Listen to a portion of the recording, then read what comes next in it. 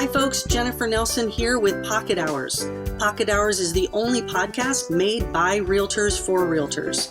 Come listen as I interview high-producing brokers to hear their best practices. And don't forget that while you are listening, you are also earning clock hour credit. Tune in every other week to hear from someone new, and please remember to tell your broker friends about Pocket Hours so more folks can elevate their business. Be the agent you would hire. Looking forward to having you listen in. Hello folks, Jennifer Nelson here, host of Pocket Hours, and I got the privilege today of interviewing Kamila Kennedy. And Kamila comes to us 4.5 years ago. She started into real estate, and I wanted her to come on the show to have folks that are new in the industry listen to how this person started off and what has been her secret to success. Because certainly in a very short time period, Kamila has become quite a producer and has learned through lots of really smart choices how to get where she is today. So can't wait for you to listen to her. Here we go. Thank you so much for being here. This is fun to get to talk to you. Great. Thanks for inviting me. I'm excited. Well, good. We have had much success with this podcast already, which I'm super excited about. And the reason is because people like you are coming forward and being able to share a little bit about their secret sauces and things that they do to help themselves be productive in this industry. As you know, maybe you don't know this, but there's over 34,000 licensed brokers in Washington state alone. Wow. Alone. And as we know, of those 34,000, less than 10% make a living at doing this job, right? At doing this job. So you're one of those and you haven't been in it long. So I'm just excited to kind of hear how things started for you. But before we get going on that, tell us a little bit about you, your family, where you live, all the things. I am a Seattle resident. I moved here in the late 90s from Rio de Janeiro, Brazil. My husband's a Seattleite, and we married a couple of years after that. I live in West Seattle, in Fauntleroy. I have 3 teenagers. I have a kid in college, one applying to college this fall, and a freshman in high school. And I am super community-centric. I love people, I love socializing, and it's key to everything that I do in my personal life and in my business. Wow, that's great. And so I want to go back to a couple things. First of all, Brazil. Oh my gosh. When did you come from Brazil? When did that move happen? That was the end of 97, beginning of 1998. Okay. And I thought it was going to be temporary. I thought I was just going to explore. I had a relative who lived here, a cousin who was here temporarily, and just wanted to explore, and the rest is history. I never moved back. All right. And how often do you get back there to visit? You know, I used to go, my parents are both deceased, so I don't go as often. And then, then we had a pandemic, so that was tough. But we used to go at least every other year. And so my mother would come one year to spend the summer with us, and then the other year we would go. To be honest, you probably can relate. Once kids get into school, it's a little bit harder because your flexibility is only June or December, and those are holidays and expensive times to leave. We started going less as the kids got older, Sure. And we never really wanted to leave the Northwest in the summer. We spent a lot of time in Whidbey Island in the summer, and we didn't want to do that in June and July. And it's their winter, so we would be at the beach down there alone. Exactly. Not a good time to be there. Yes. And you have 3 teenagers. Yes. Wow. Okay. So we should all be praying for you on the side just because you're a mother of 3 teenagers. That's where I got my thick skin for this business. That's right. Your kids prepared you well for real estate. I love it. And then you have a spouse? I do. Patrick is a former teacher, a project manager, and keeps us all going. So yeah. I was the primary kind of parent when they were little. At this stage, Patrick is more at home than I am. So it works out well as they get older and don't need us as much. Right. You were basically caring for your children, but did you do other industry work? And when I was at home with them, I did a lot of parent volunteer work, and I did a lot of, by volunteer, I figured out that I liked fundraising and people and event planning. So I did a lot of that in my kids' schools, to the point where the school hired me to be their person. Oh, that's so great. What school was that? That was a local parochial school in West Seattle, Holy Rosary School. So I worked there for a while. At some point, I went back to the University of Washington and got a certification, a little degree on how to manage nonprofits and event planning. So I did that for about 8 years, and mostly with education because I enjoyed it. I was already deep into the community, but it also helped me because I have most of the summers off and our schedules were simpler. It was a K through 8. All the kids were in the same school for a while. So life was simpler that way. It became our life, right? Because you're a parent and work. Yep. My husband also taught in this same place. That was the reason why we ended up in West Seattle. So it was just deep in the community and it worked out well for a long time. Yeah. So when I decided to, as my kids got into preteens, I was like, okay, I need to just be my own boss. I need to find a way to be self-employed, and I don't mind working hard, but I need to be able to decide when I'm going to work, when I need to slow down for them. So that's when I went back to the drawing board and did the whole Myers-Briggs and personality tests. And nice. Yeah. So what'd you end up with? I'm like an ENTJ. I can't remember now, but it was all like, it could be an admin, a secretary, or in sales or real estate. Like there was this list, and most of them didn't surprise me. But real estate did surprise me. I was like, really? But the interesting thing is working and fundraising, even though you're not fundraising for yourself, it's kind of the same skills. You are working with people, you are following up, you are building relationships, you're building, just rapport to be able to ask for anything and build trust. So all of that was transferable, and I didn't know that.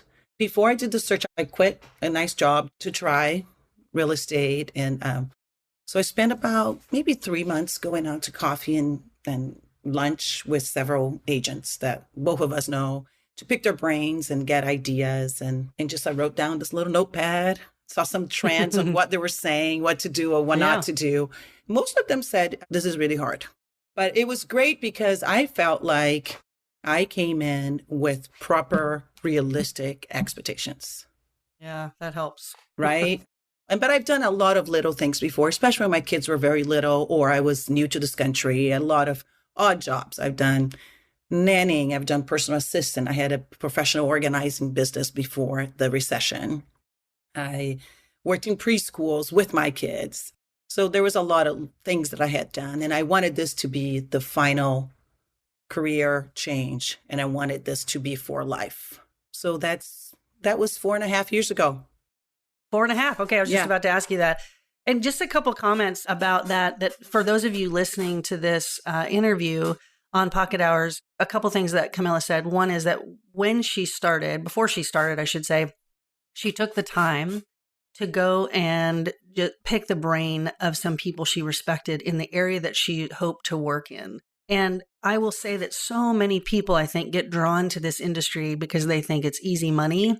And they think, oh, so I love houses, right? I'm sure I could sell real estate. And honestly, the house is the least important thing that we're talking about in real estate, as we know, right? So taking the time, if you're new in this industry, even if you're just a couple years in, to go ahead and do that still.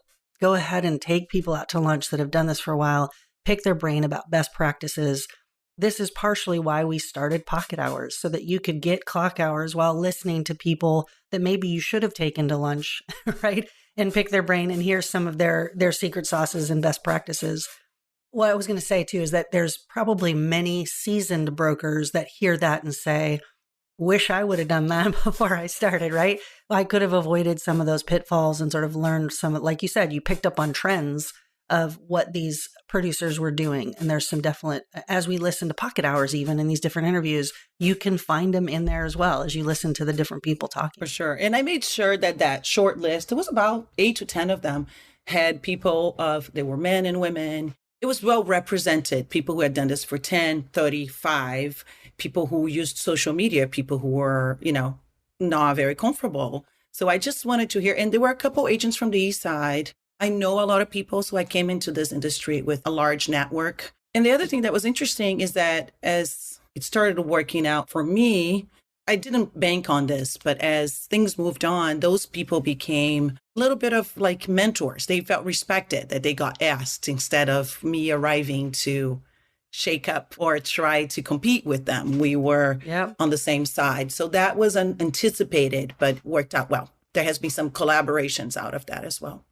Mm-hmm. And I love the fact that you made the tie, again, for our listeners who are coming in, potentially you're coming from, maybe you are a stay-at-home mom, or maybe you've done another industry that you're not sure the tie over. And I can say, if you haven't already listened to other episodes of this podcast, you'll find that realtors come from everywhere, legitimately.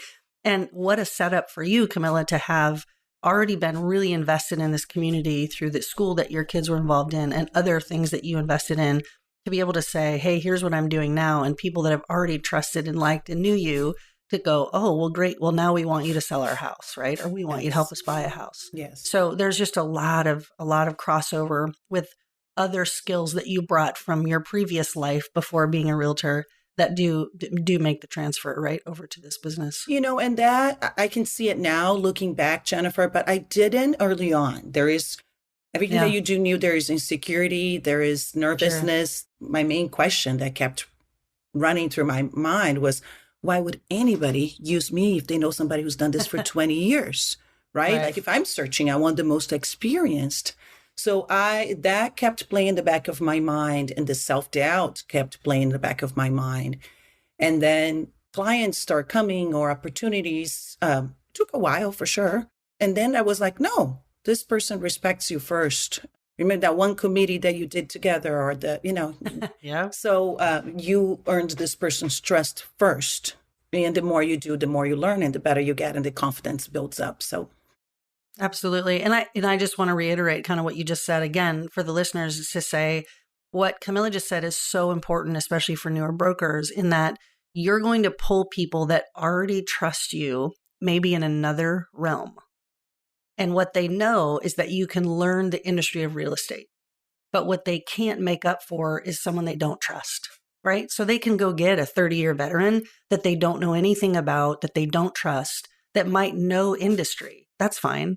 But what they really want is first to trust the person, and then to say, hey, I'm sure you can do some remedial work on the industry, right? You can learn that part, but we can't cheat time about trust that was built in other arenas for us. So that's awesome news for anyone starting. So you're 4.5 years in.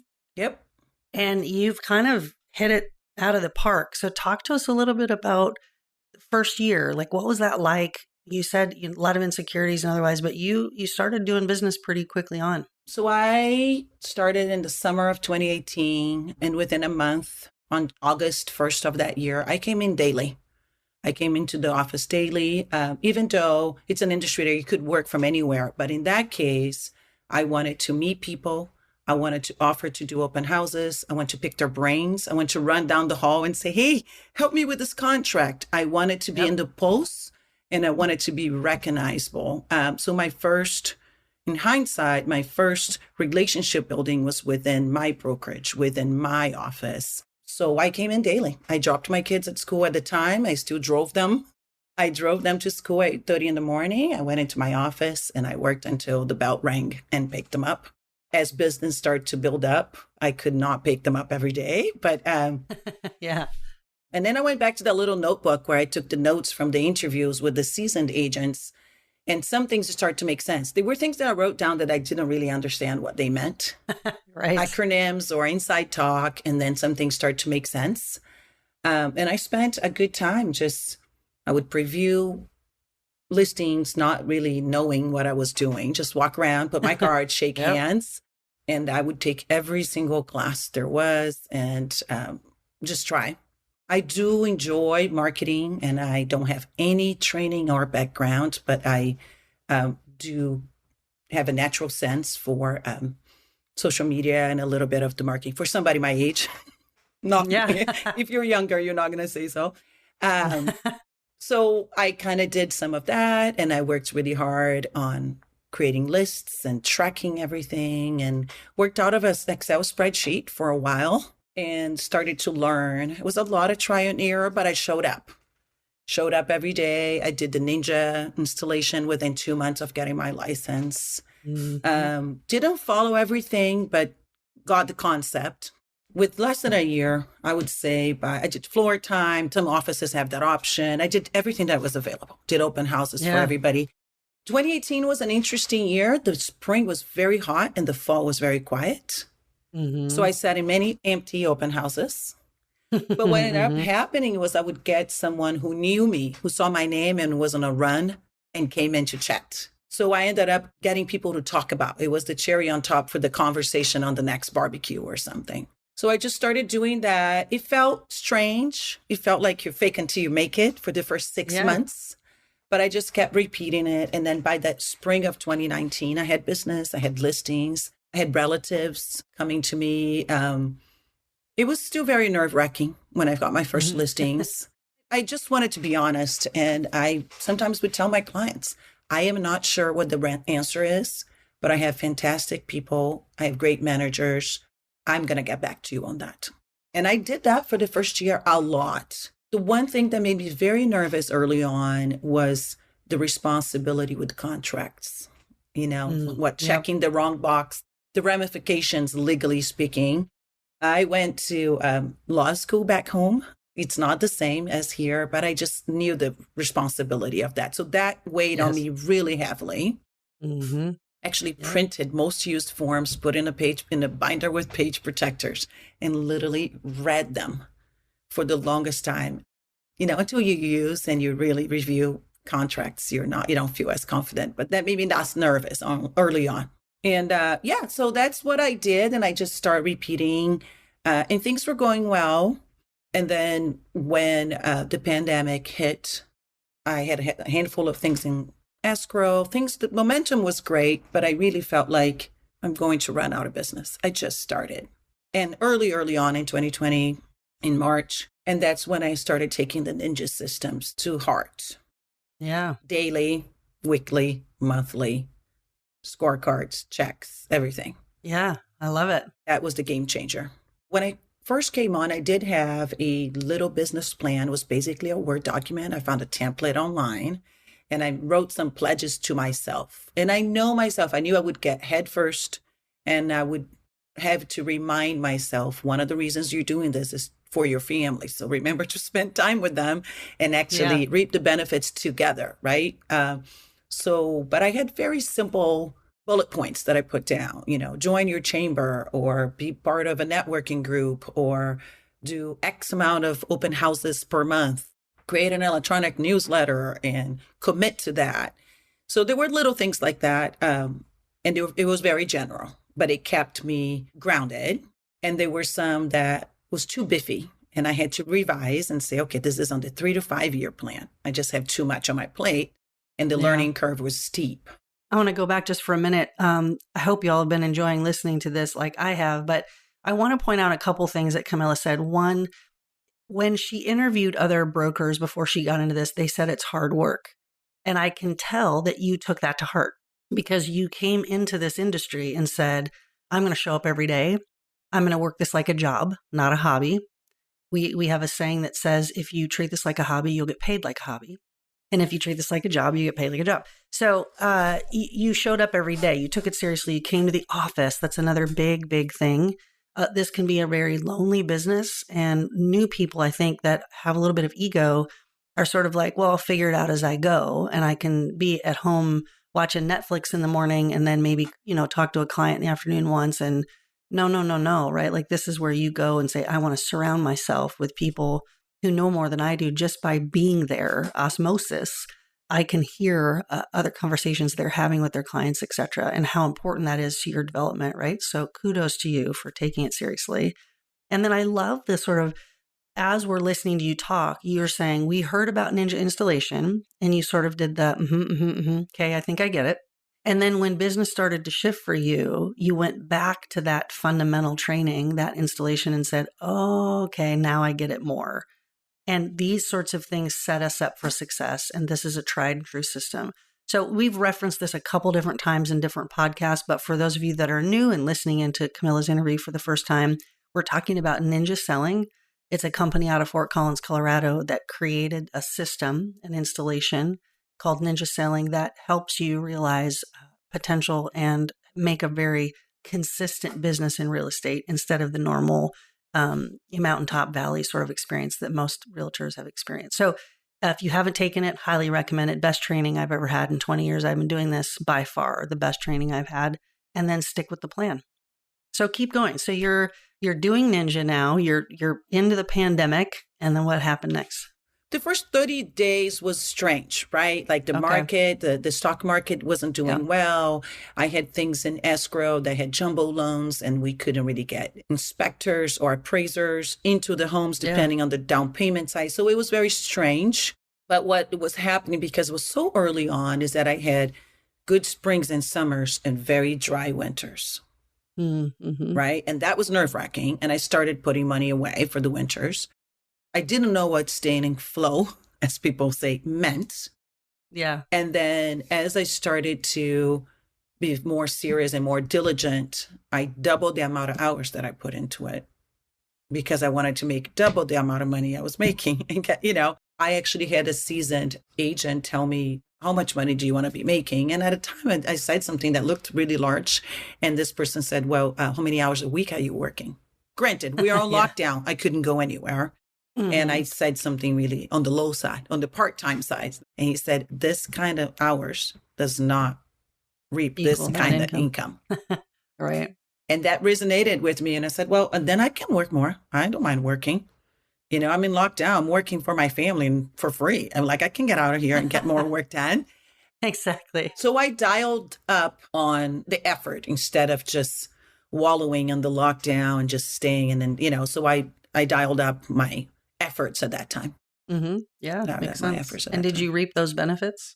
Big time. Did you? Big time. Yeah. And 2021 and 2022 were also pretty amazing markets. And then by the time last summer came, I needed help. I couldn't handle what I was doing by myself. So you've already hired help. Yeah. That's exciting. That's really great.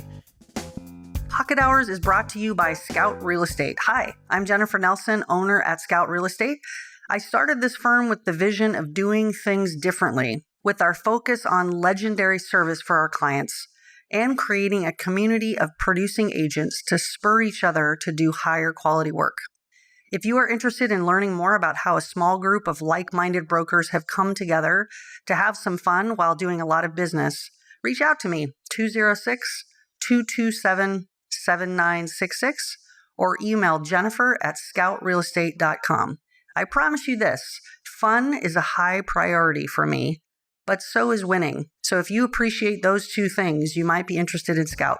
Looking forward to hearing from you. There is a progression where we realize over time that when we do the right fundamental things repeatedly, that we'll have consistent business, right? We alluded to that just a few minutes ago in talking about the ninja selling.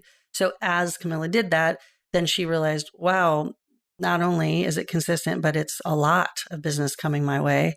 And now I need to be able to source out some of this stuff that I can't handle at all. And so if you're in the business for a certain number of time, you really cannot reach that next level of income and or production if you are trying to do it solo.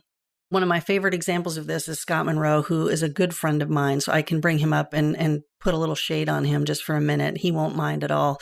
But Scott was a solo guy for a long time and, running himself at one point in the hospital, honestly, because he just had too much business, was trying to do it himself. And everyone around him, including me, I'll give myself a little credit, was like, dude, you got to get some help. And he did. And, Molly is currently his person, not even his person. She's an agent herself, obviously does a ton of business, but they work together, right? Takes a little bit of the load off of him. He's a great example of someone that says, of course you can, quote, I'm going to put big air quotes here, do it by yourself, but why would you when you can help have yourself more time with your family and the things you like to do, the hobbies you're interested in, and also reach a higher level of production when you bring on that assistant. So that's what you found too, I'm sure. Yeah, it's interesting that you bring him, because he does so much business, been in the business for so long, has helped me a lot. But the one thing I did notice about him is like first one in the office, last one out. So those are the things that you learn by just observing, yes, at some point I do need to go home. It's like, well, but none of it's luck. None of it's luck. It's the work that you put in. That said, there's a misnomer that people say, oh, it's part-time, it's perfect for moms. It has been perfect for me, near perfect, nothing is perfect, for the age that my 3 children are in. I can't imagine starting when they were little. I have no idea. And people do it. I know people who do it beautifully. I just can't imagine. But, you do it. And then some people don't want to produce as much, or they just, there's different ways of doing it. But there's this misnomer that it's really part-time. And I still have people that know me, see all my posts, see what I'm doing, and they really assume that I am home in my pajamas all day long, just waiting for somebody to call me. And they're like, so what do you do? I was like, oh my gosh, do you have any idea what my, days are like? But people don't, because they don't understand what it takes to create business, to maintain business, to have business in the low months. So exactly. Yeah. So speaking of that, let's do, just for fun for the listeners, a day in the life of Kamila Kennedy. And remember, listeners, as I say this all the time, no day is the same in a realtor's life, which is partly why it's so fun. But there are some things that we do habitually, I think, that bring success. So give us just an example of a day in the life. Okay, I'll give you a day. And granted, this is 80%, 90% of the time, right? Like some days I don't feel like being that on it. So I'll get up at 6 most days, sometimes earlier. And before my family or my house starts moving, I try to get 45 minutes for myself. So I'll have my coffee, I do affirmations, and I do gratitudes in the morning. And that's most days, 3 to 5 days a week. And then by then I already planned what's going to happen that day, the day before. But if not, I take a quick look. I try not to do any emails until 8 or 9. But then I do know what's going to happen with my social media. And by 7 a.m., I have done all my posts for the day. And it takes me 15 minutes. Nice. Because most of the time I know it's going to go on whatever, what day of the week it is, what type of post I do. And if I don't have any appointments, once in a while I have an 8 a.m., I have to meet an appraiser or something that doesn't work, right? So then by 8:30 or 9, I'm in my office, working the junction out of the Windermere office. And by 8:30 or 9, if it's school is in session, I'm there by 8:30.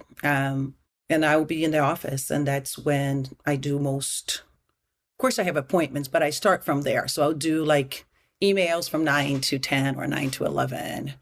And I'll do my notes. I'll respond. A lot of it, I spend a couple hours in the morning doing the client care, right? Like all the scheduling, confirming, and just moving, forwarding, copying, making sure that you're communicating with everything. So like if you have 2 or 3 transactions moving, so that's what happens. A couple of days a week, there's another agent that comes in to work alongside me.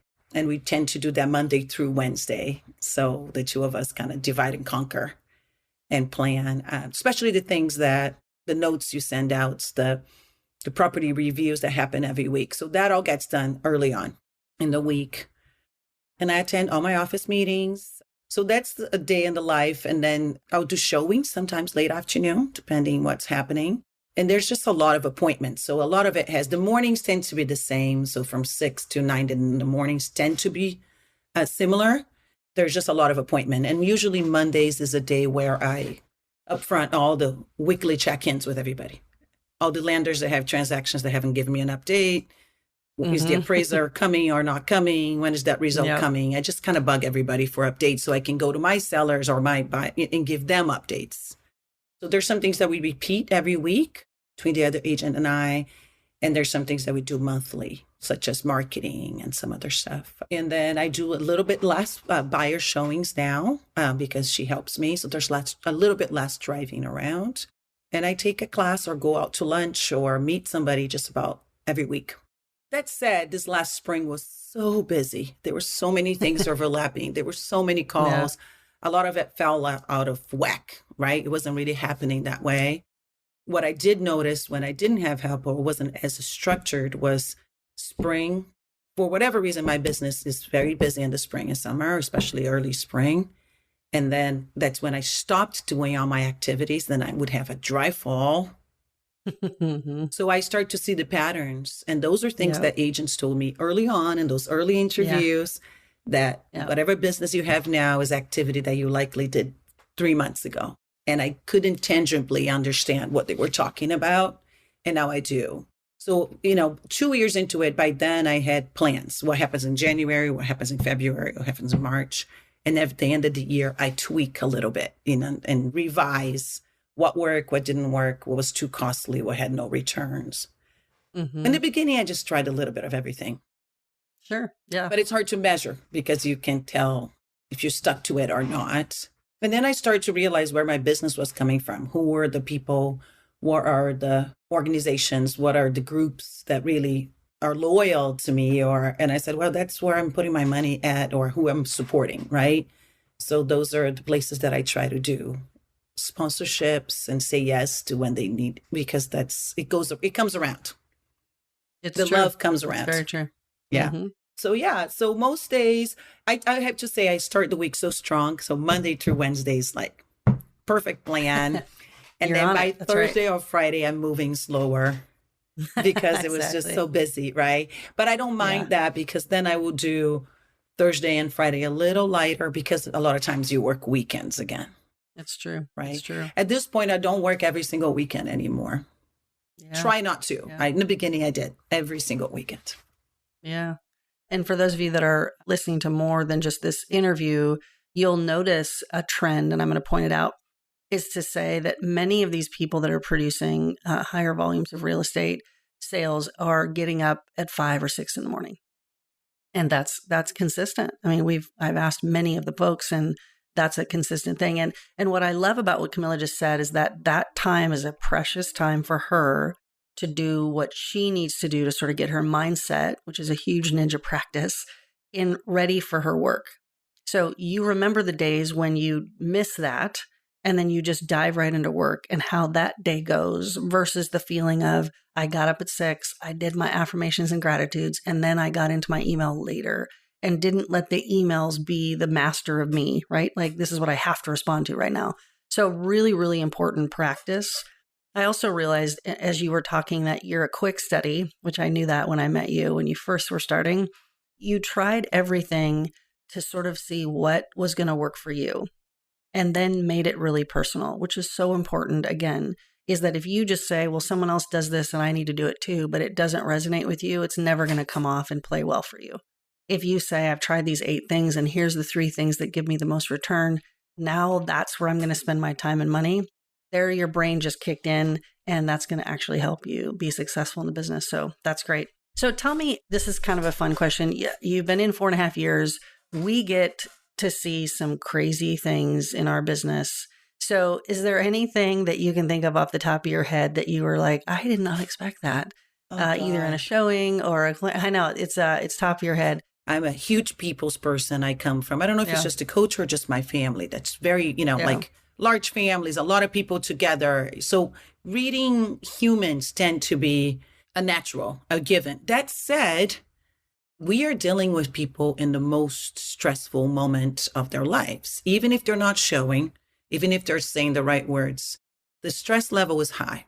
You're making a big leap of faith, right? Or you are purchasing something that for most of us, the most expensive thing in your life. So what I didn't realize early on is how much double checking and triple communication and putting in writing and circling back to make sure that that's still the plan you have to do. So everybody arrives to the finish line feeling heard, and we all cover our bases. And so that was something that I learned early on. It's like, no, we just had this conversation, but I talked to one spouse, not the other. Let's understand consequences. Here's your option A, B, C. What do you together choose to do? And that kind of made me feel better too about being upfront, clear, and say, this is what I foresee. And then early on, you can't foresee much because you haven't done enough business to foresee anything. Right. So that I didn't like. But once you start to be able to foresee, and sometimes I would still call my manager, and some people's like, what are the potential traps that I might be missing here? And I will run, like some of the people we already mentioned, I'll call them and just say, what am I missing? What are the blind spots in accepting this offer or writing this contract this way? And then an aha moment or a learning lesson comes out of that. So it's interesting how much, like you said, you can study the contracts till you're blue in the face. And then it doesn't really kick in until you're in the moment where you have to make a pretty important decision or at least give information to your client. where you learn it really well, right? It's this a little bit of the trial by fire. I'm in it. Now I'm going to learn it because it matters a lot right now to me as opposed to theoretically. Yeah. I feel like when I learned the most, more rapidly on how to write a very good buyer's contract and when I start having listings and receiving multiple offers. For sure. And Yeah. reading a lot of different packets, right? One of them had 23 offers. I'm not kidding.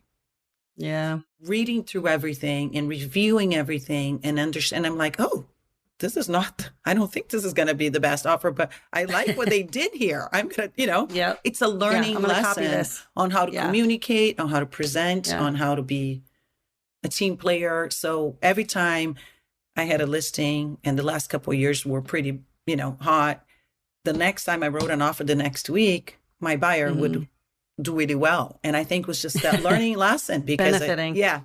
I mentioned this on a podcast a while ago, but I had a house up north that had over 40 offers. This is however many years ago. And I remember one of the things we noted as we were as an office going through these offers, because, right, it was a moment where we're like, this is history making. Let's take a look. Was out of the 42, I think, offers that came in, I think 3 or 4 brokers called me out of 42 brokers.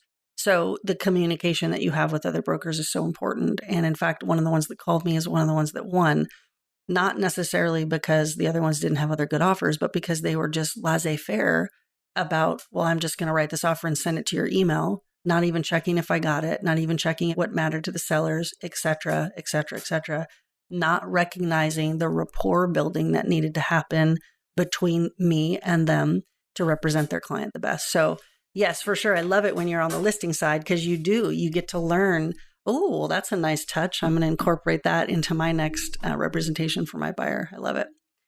So last question for you, and then I'm going to actually just ask you if there's anything else you want to add. But if you're talking to people that have been in the business for 5 years or less on this call, if you could say 2 or 3 things that you haven't already said about what you would tell them to focus on, what would they be? I would say focus on your sphere of people that know you and trust you. Of course, out of 200, the half might be really remember who you are, right? Like, well, no matter what size that is, consistency and tracking. And the other thing that was a game changer, and I was at a class yesterday, for me was the first time I had to write down goals, being that number of families or people I want to help. The minute I start to write down and write on stretches, the first time I wrote a very serious business plan, I laughed at the numbers that I put down. I could not believe that was feasible. Once it's written down, you have a plan and you review and you work towards it happens.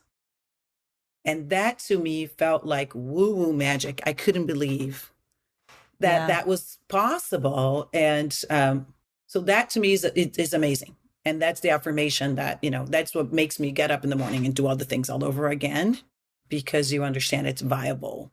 And again, maybe you have a plan and then halfway into the year, you revisit because you want to be able to celebrate and congratulate yourself and have something that's somewhat attainable. But tracking has been a game changer for me. For Definitely. 2 years, I did my business. I just problem solved and ran and hustled without understanding my stats and all those details. And now I can't tell you what they all are, and they're changing. Days on market and all that is now changing. Mm-hmm. Yeah, but, for sure. And I have a lot to learn because the market I know is not the market that we're in right now. So I have a lot to learn again. But to me, it's tracking, consistency, repeat, trust. Stay with it. Stay with it. That's right. I teach a class called Map Your Success, and it's a business planning class for clock hours outside of this podcast. And one of the things that we write down is that trackers are winners and winners are trackers. So it doesn't matter if you're trying to lose weight and you're tracking and logging your food. If you would approach a professional athlete and ask them what they had to eat that day, they could tell you exactly, right? Because it matters in their performance. If you asked any company what their numbers were, they would be able to tell you because they know that matters. So tracking is incredibly important. And I love that you brought that up. So thank you. Anything else that we should know? It's been really fun to talk to you. And I have to tell you, Kamila, that like I said, I knew you before you got in, right before I think I spoke with you. And it's been really phenomenal to watch your success. And after this interview, I can see why you've been as successful as you have been. So it's been really fun to watch you take off. Yeah. Congratulations. Thank you. No, it's been great. I don't take anything for granted. That's the main thing, right? Like in life. Yeah. The first year that I think maybe it was 2021 that I had a pretty stellar year. I remember coming into the office and some friends jokingly said, "Why are you here? Go home, take the winter off." And I said, "No, I don't want to take anything for granted, because if I take the winter off, I run out of business." Yeah. So, Yep. so yeah, and it's all humbling and exciting and a lot of hard work, as you know. So it's thank you so much for having me here. I feel honored. Yeah. And, yeah, for sure. Great. Appreciate it very much. And yeah, you should listen to some more of the interviews if you haven't already. They're super fun. And as I always say at the end of, I try to always remember to say at the end of each of these interviews is to go be the broker you would hire. Go be the broker you would hire. Work hard enough to be that person. Exactly. Thank you so much for listening in to Pocket Hours. I hope this has been interesting, fun, made you laugh, made you think, spurred you on to do and implement some new things in your business. I appreciate your time and hope this has been a good use of it, period. Now, go be the agent you would hire.